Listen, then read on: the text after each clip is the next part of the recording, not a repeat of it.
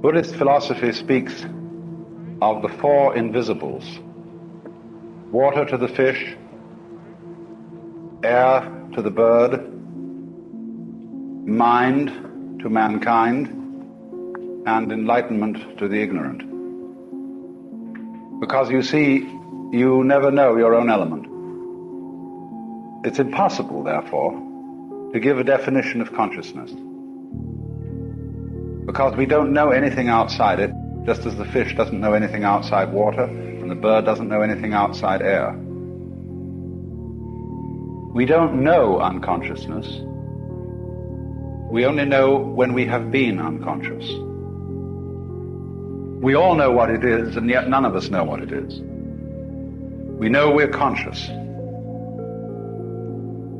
An Englishman and a Hindu were once sitting in the backyard of the Hindu's home.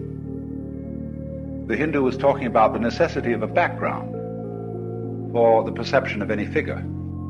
So he said, "Against what background do you see those flowers?" And he said, "Against the background of the hedge." "And against what background do you see the hedge?" He said, "The background of the hills." "And against what background do you see the hills?" He said, "The background of the sky." He said, "And against what background do you see the sky?" The Englishman fell silent. The Hindu said, "It's the background of consciousness."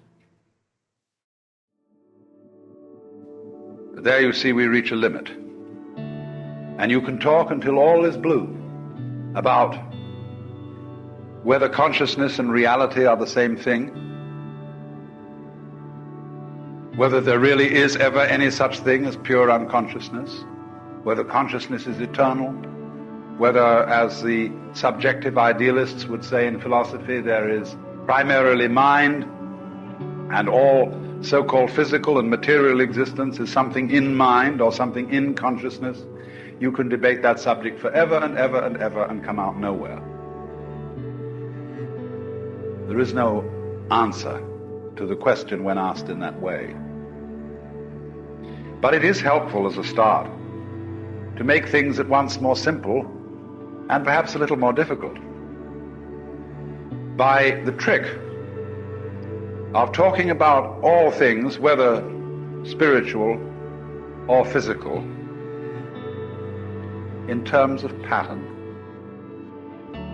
Because what the physical process of nature is patterns. You can say what a pattern is doing, although a pattern isn't a thing. A pattern is a verb, it is a process, it's an activity. So we can say patterning is what is going on. And consciousness is a kind of patterning, as we shall see. Just so are flowers and human beings and stars, trees, water, air, everything, even space itself, is a form of patterning. And this means, in other words, that the universe is what physicists would call an energy field. And likewise, consciousness is a field. Think then of the world as a field characterized by patterning, for which another name is energy. And we are going to have to treat consciousness in rather the same way.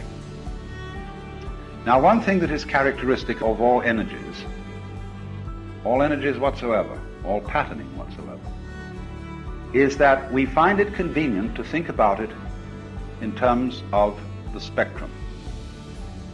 So there is a spectrum of light, the visible spectrum running from red to violet, and beyond the visible spectrum there is a very big invisible spectrum, because our eyes respond only to a small section of the measurable spectrum of light. So in exactly the same way, there is a spectrum of sound. There are certainly spectra of other kinds of vibration than sound and light, and there are likewise conceivable spectra of shapes, spectra of emotions. So we could talk too of a spectrum of love, ranging at the red end from lust or the Freudian libido to divine love at the violet end, divine charity. And in the middle greens would be things like friendship and endearment, and so on. Each emotion, as a matter of fact, could be thought of as having its own spectrum. Now then, the curious thing about the world is that it's a kind of interlocking of spectra, of which the best analogy would be weaving. The interesting thing about weaving is that you've got the two groups of cross threads which give you the pattern, the warp and the woof. And if you pull out either one, there is no pattern, nor is there any cloth. It all falls apart. It needs both the warp and the woof for there to be any pattern at all. And they together constitute the cloth. Now let's look at a similar illustration in the ordinary everyday world of this interlocking of patterns. What is the relationship between the piano and what you play on it? Any? You can play anything practically on a piano. And the structure of the piano doesn't make any difference. And yet without it you couldn't play. So we've never seen anybody thinking without a brain. So what is the relationship between them?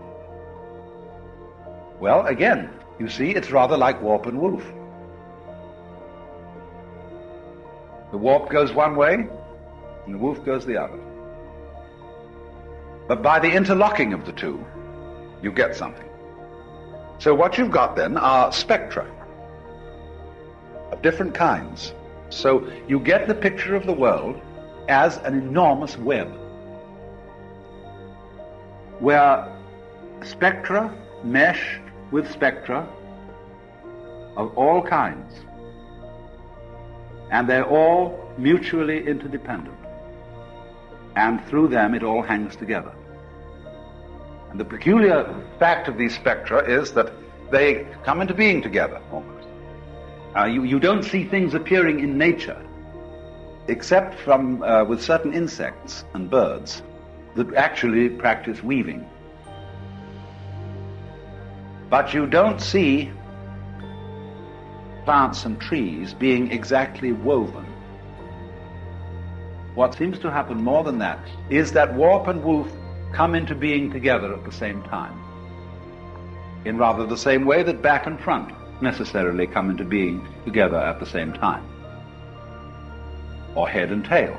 You don't see a creature born as a head and then later developing a neck, a trunk, feet, and tail. Even the spermatozoon has a head and a tail. So then, what I want to go into, of course, is the spectrum of consciousness and its many transformations. The different range, the huge range of this spectrum is extraordinarily fascinating. So then you have to think, therefore, of what we've hitherto called the mental and the physical, the spiritual and the material, as dimensions of the same thing. Dimensions of patterning, dimensions of energy. So then you've got this fantastic universe with all these interlocking spectra and dimensions. And this, of course, is the real harp that the angels play. When they talk about you going to heaven and playing the harp, what are you doing? You've got a spectrum of strings, see? And from that, when you play the harp, you don't play all the strings at once. But that'd be just chaos, like when you play the piano. Just don't take your elbows like this and slam the whole thing down. You select. So throughout nature, all these spectra that are interlocked are being selected from. That is why the eyes select only a narrow band of the spectrum of light, while the ears select a narrow band only of the spectrum of sound. And further than that, by the use of attention, we screen out all sorts of things we don't want to notice. Our senses are further selected, you see, influenced by thought. And so this is analogous to plucking the strings of a harp, where you make choices as to which strings you will pluck.